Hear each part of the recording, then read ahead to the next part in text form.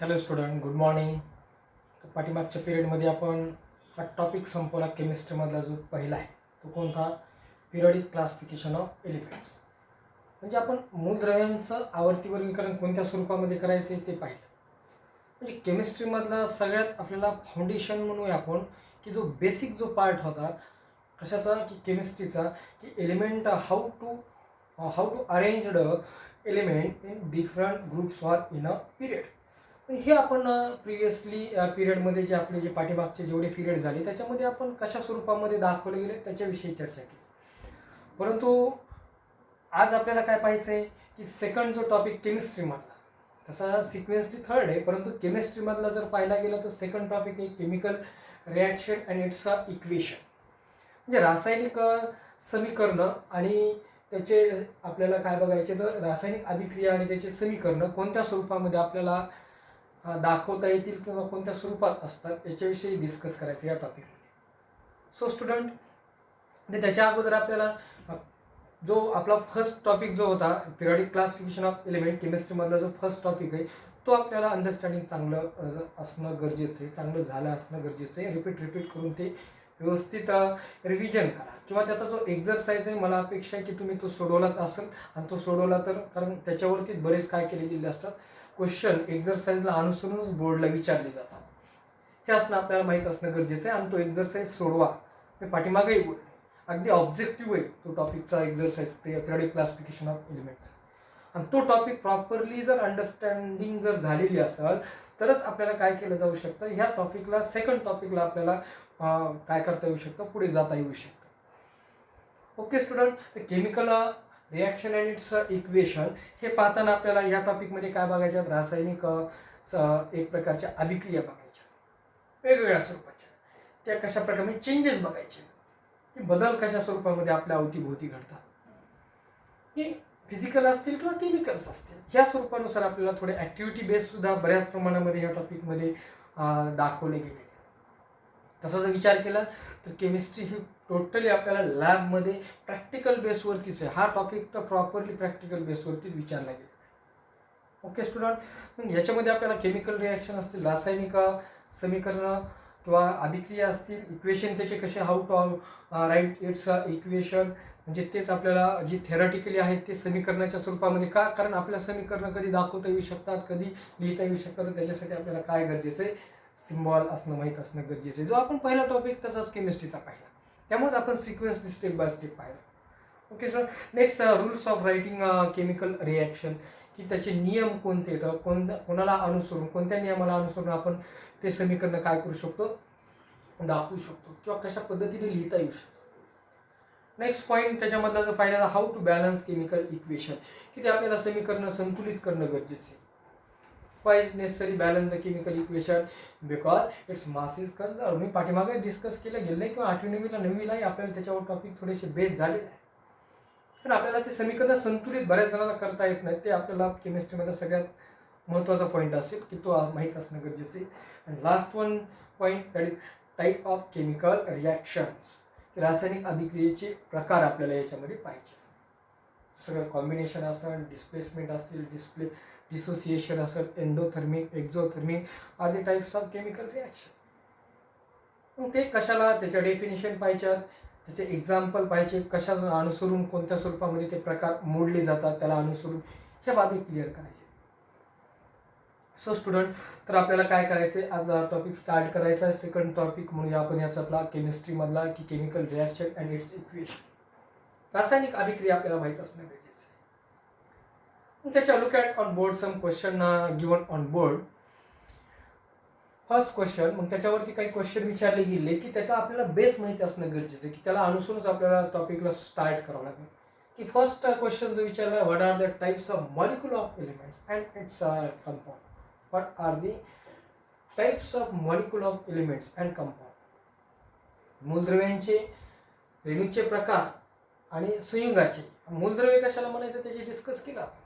त्याच्यावरच होता पाठीमागचा जो टॉपिक जो पाहिला, पाठीमागचे जेवढे काही लेक्चर असते, की those substances found in nature in free state known as element. But what are the types of element? म्हणजे मूलद्रव्यांचे जे रेणू असतात ते कशा स्वरूपाचे असतात, कोणत्या प्रकारचे असतात हे माहीत असणं गरजेचं आहे. मग द टाईप्स ऑफ मॉलिक्युल्स म्हणजे याच्यामध्ये जर पाहिलं गेलं तर मूलद्रव्यांचे जे प्रकार आहेत, molecules of elements are made up of more than two atoms that are exactly alike. लक्षात येते मी काय म्हणतोय ते की molecules of elements are made up of two or more atoms that are exactly alike. Means याचा अर्थ काय झाला की मी काय म्हटलं की जे मूलद्रव्याचे जे एक प्रकारचे जे अणू असतात ते कसे असतात, दोनपेक्षा अधिक मूलद्रव्यांचे अणू त्याच्यामध्ये समाविष्ट असते, परंतु ते that are exactly alike. Means ते एकसारखेच अणू असू शकतात. फॉर एक्झाम्पल जर पाहिलं झालं तर hydrogen H2, oxygen O2 means molecules of elements. हे काय झालं, एलिमेंट झाला. Hydrogen it's oxygen it's another one type of element, but molecules of elements means that are exactly alike, more than two atoms. दोनपेक्षा अधिक काय असू शकतात त्याच्यामध्ये अणू किंवा त्याच्यामध्ये जे मूलद्रव्य, जसे हायड्रोजनचे किती झाले, ऑक्सिजन 2, दॅट आर एक्झॅक्टली आले, त्याच्यामध्ये ते सारखेच असणार. Two molecules, hydrogen 2 molecules, oxygen 2 molecules, म्हणजे हे एलिमेंटचे मॉलिक्युल झाले, मूलद्रव्यांचे रेणू झाले. त्याला आपण ह्या बाबी क्लिअर होणं गरजेचं आहे जर टॉपिक स्टार्ट करायचा आपल्याला. ह्याच्यावर डिपेंड आहे, हाच बेस आहे याचा. Next another one, what are the types of molecules of compound. Molecules of compound म्हणजे हे दोन सारखेच झाले, हायड्रोजनचे दोन मॉलिक्युल सारखे, सारख्याच मूलद्रव्याच्या अणूचे, मूलद्रव्यांचे दोन अणू म्हणूया आपण. But what are the types of compound. Compounds are made up of, म्हणजे compound are made up of म्हणजे कंपाऊंडचे जे मॉलिक्युल्स आहेत, रेणू आहेत, molecules of compound are made up of different types of atom. Means म्हणजे रेणूचे संयुगाचे जे रेणू जे तयार झालेले असतात ते वेगवेगळ्या प्रकारचे असतात, different types of atoms. Means exactly त्याच्याबद्दल जर पाहायचं झालं ते कोणत्या स्वरूपामध्ये, कंपाऊंडच्या बाबतीत जर पाहिलं, compounds types of molecule of compound. For example त्याच्यासाठी आपल्याला कंपाऊंड घ्यावं लागेल एखादा. मग आपल्याला त्याच्यामध्ये जर पाहिलं गेलं H2SO4 सल्फ्युरिक ॲसिड, तर नॉमेनक्लेचर किंवा नाव काय असू शकतं त्याचं कंपाऊंडचं, H2SO4, HCl hydrochloric acid, sodium chloride, NaCl आदि compounds. But molecules of compound are made up of atoms of different types. म्हणजे त्याच्यामध्ये जर पाहिले गेलं तर हा जो कंपाऊंड आहे, for example H2SO4 sulphuric acid means hydrogen, molecule of hydrogen 2 means hydrogen it's one type element, then another sulphur, then another oxygen, means 3 atoms in this given compound, that is sulfuric acid H2SO4. Different types of atom म्हणजे एकच आहेत का, याच्यामध्ये जर मूलद्रव्यांचे जर आपण रेणू जर पाहिले गेले ते alike, that are exactly alike. But in compound not that are exactly alike, it's a different types of atom. It mean that types of molecule of compound. त्याला म्हणूया आपण. ह्या बाबी क्लिअर होणं गरजेचं आहे स्टार्टिंगला की त्याच्यावर सांगितलं गेलं. मग next another one question, do understand this first question? Yes. तर तो आपल्याला चटकन लक्षात आलेलाच असेल. पण what is mean by valency of elements. प्रिव्हियसलीच आपण पाहिले की व्हॅलन्सी ऑफ एलिमेंट्स, मूलद्रव्याची संख्या, combining capacity of an element known as valency. त्याला आपण पाठीमागे डिस्कस केले की combining capacity of an element known as valency म्हणजे संयुग पावण्याची जी मूलद्रव्याची क्षमता आहे त्याला तुम्ही काय म्हणतात, संयुजा म्हणतात. पण त्याच्यामध्ये जो दुसरा म्हणजे स्पेशली त्याच्यामध्ये दिलेला नाही, परंतु ह्या टॉपिकला अनुसरून आपल्याला त्याच्यातला सेकंड जो पॉईंट आहे तो खूप गरजेचा आहे. व्हॅलन्सी ऑफ एलिमेंट आपल्याला माहिती, but it is the number of chemical bonds. म्हणजे त्याच्यामुळं काय होतं एक्झॅक्टली, कंबाईन जी केली जाते, कंबाईन कोण होतं, व्हॅलन्स इलेक्ट्रॉन. कोण होते, व्हॅलन्स इलेक्ट्रॉन और व्हॅलन्सी, या दोन कन्सेप्ट डिफरंट आहेत, हे पाठीमागे डिस्कस केले गेले. But it is the number of chemical bonds form by one atom of an element with other atom. Means म्हणजे याचा अर्थ काय झाला की ज्यावेळेस एखादा मूलद्रव्य तो दुसऱ्या मूलद्रव्याशी काय करतो, संयोग पावतो, मीन्स व्हॅलन्स इलेक्ट्रॉन कंबाईन. म्हणजे त्याच्यातली काय होती, जसं फॉर एक्झाम्पल आपण घेऊया, एक्झाम्पलच्या स्वरूपामध्येच घ्यायचं झालं सेकंडचं, तर methane CH4 is the another one compound CH4. What is the atomic number of methane. तर आपल्याला ॲटॉमिक नंबर माहिती पाहिजे, ते आपण 20 पर्यंतचे खूप नेसेसरी हे पाठीमागे डिस्कस केले गेले. किती आहे, hydrogen, helium, lithium, beryllium, boron, carbon, means 6. Means what is the electronic configuration of this carbon atom, 2 and 4. Then another one, hydrogen. What is the atomic number of hydrogen atom, 1. Means configuration it's only 1, K, L, M, N are the orbital shell from the nucleus of an atom. म्हणजे आपण अणूच्या केंद्रकाच्या भोवती ज्या आपल्या वेगवेगळ्या कक्षेमध्ये दाखवल्या गेलेल्या कक्षा, त्याला आपण KLMच्या फॉर्ममध्ये दाखवतो. ओके स्टुडंट, आपण काय सांगितलं की chemical bonds form between the two different atom. मग how many bonds form between the two atom of an element, that is covalent bond.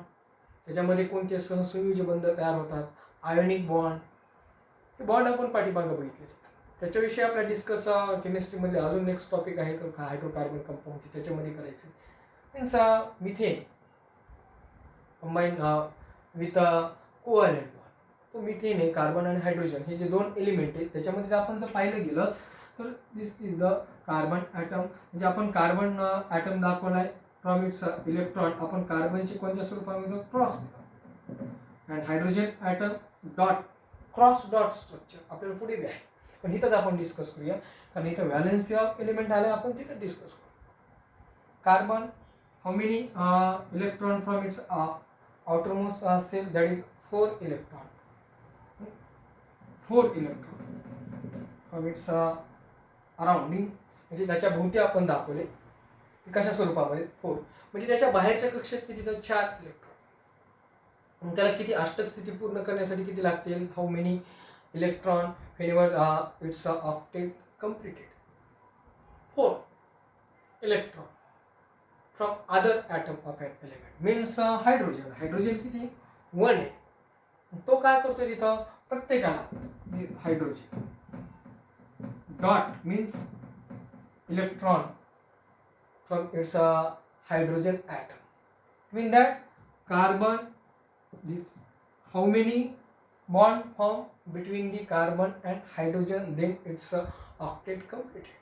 And carbon and hydrogen are these two atom of an element completed, or it's stable, these are two element, that is carbon and hydrogen. सगळं कशासाठी चाललंय, स्थिरतेसाठी. Means hydrogen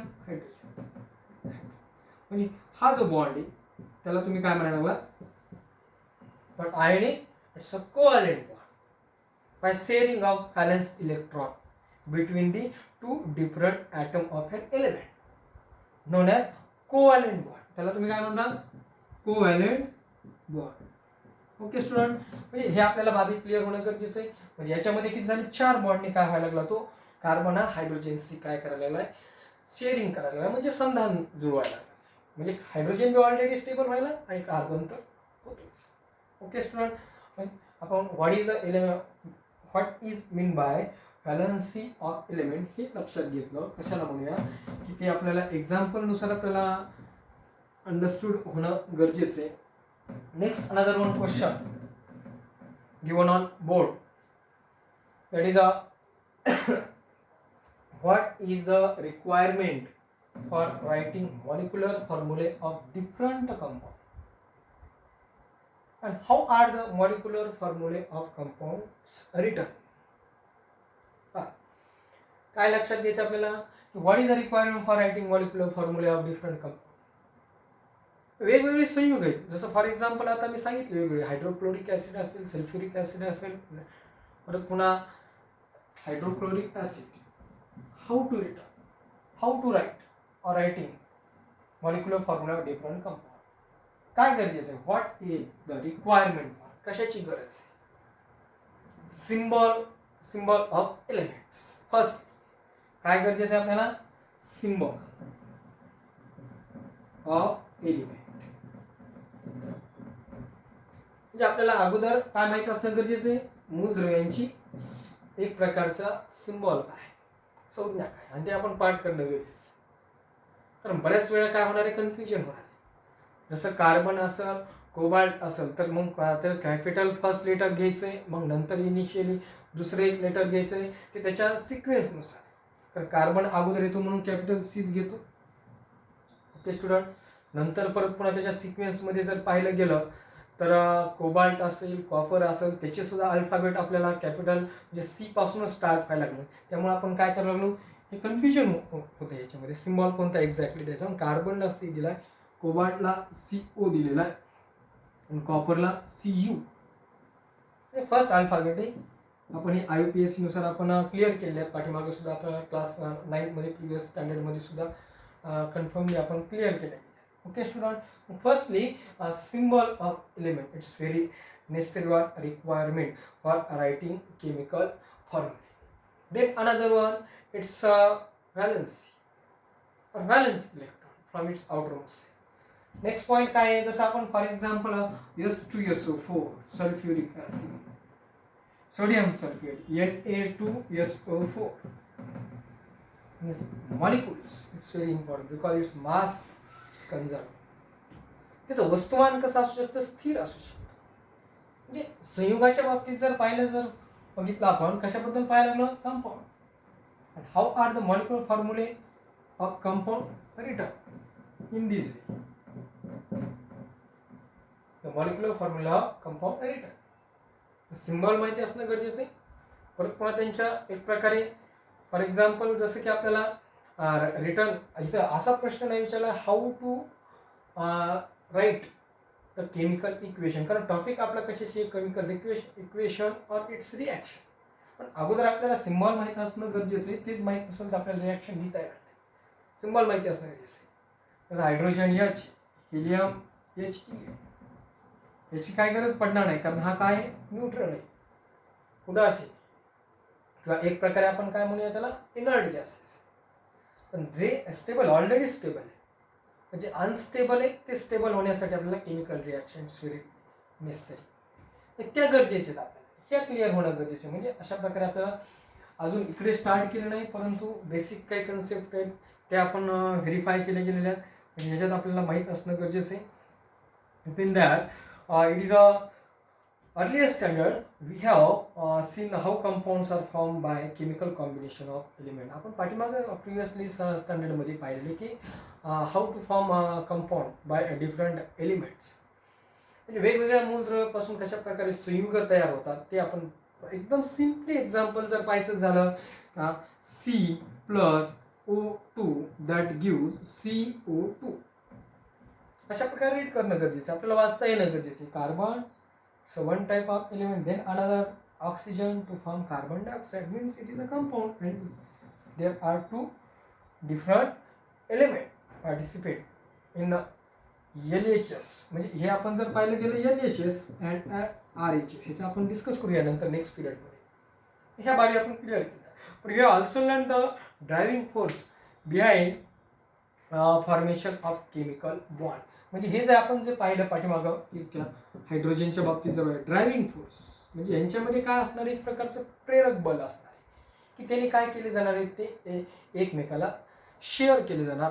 म्हणजे covalent बॉन्डने असतील किंवा ionic बॉन्डने ते संधान जुळवले जाणार. Okay student. Mean that it's attain on electronic configuration with a complete octet. म्हणजे हे सगळी परिस्थिती कशासाठी झाली, त्यांची अष्टक स्थिती कंप्लीट होण्यासाठी.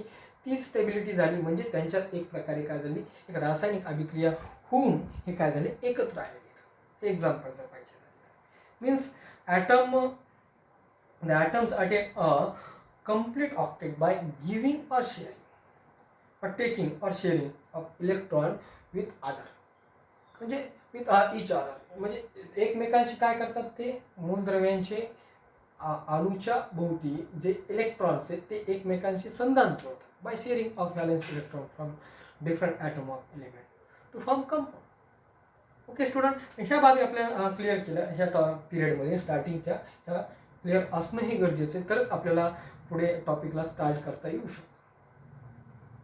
ओके स्टुडंट, तर आजच्या पिरियडमध्ये आपण chemical reaction and its equation त्याच्याबद्दल आपण बेसिक कन्सेप्ट ज्या आहेत त्या आपण डिस्कस केल्या. नेक्स्ट पिरियडमध्ये आपल्याला चेंजेस बघायचे की जे there are 2 different types, different changes, that is physical और केमिकल चेंज. ते कशा स्वरूपामध्ये, त्या ॲक्टिव्हिटी बेसवरती टेबलनुसार पाहिजे. आणि ह्याच्यामध्ये ॲक्टिव्हिटी जास्त आहे, प्रॅक्टिकल बेसवरती जास्त आहे. प्रॅक्टिकली आपल्याला एक्सपेरिमेंट डन करणं गरजेचं, तरच ते प्रॉपरली आपण काय करू शकतो, अंडरस्टूड करू शकतो, नाहीतर ते अंडरस्टँडिंग होणार नाही. त्यासाठी आपल्याला काय करावं लागणार आहे, तरी आपण थेरॉटिकली प्रॉपरली जर सिक्वेन्सली जर त्याची जर प्रेझेंटेशन आपण दाखवूया तशा स्वरूपामध्ये, तर तुम्हाला ते चटकन लागलीच काय होणार आहे, समजणार आहे. याच्यासाठी आपल्याला सगळ्यात बेस कोणता गरजेचा आहे, स्टार्टिंगला माहीत असणं गरजेचं आहे, सिम्बॉल असणं माहीत असणं गरजेचं आहे, नाहीतर इक्वेशन आपल्याला लिहिता येणार नाहीत. ओके स्टुडंट, इक्वेशनसाठी आपल्याला सिम्बॉल माहीत असणं गरजेचं आहे. मॉलिक्युलर फॉर्म्युले, म्हणजे मॉलिक्युलर फॉर्म्युले ते मी पाठीमागं सांगितलं आपल्याला माहीत असणं गरजेचं आहे. तर ते जर असेल, जसं आपल्याला एखादा सोल्युशन करायचं आहे मॅथमध्ये, जसं की एखादा गुणाकार दिलेला आहे, तर त्यासाठी आपल्याला काय करणं, ते आपल्याला ते पाठ असणं गरजेचं आहे पूर्ण, तरच तुम्हाला ते चटकन सॉल्व्ह करता येऊ शकतं. ओके स्टुडंट, तर आजच्या पिरियडमध्ये ते थांबले. थँक्यू.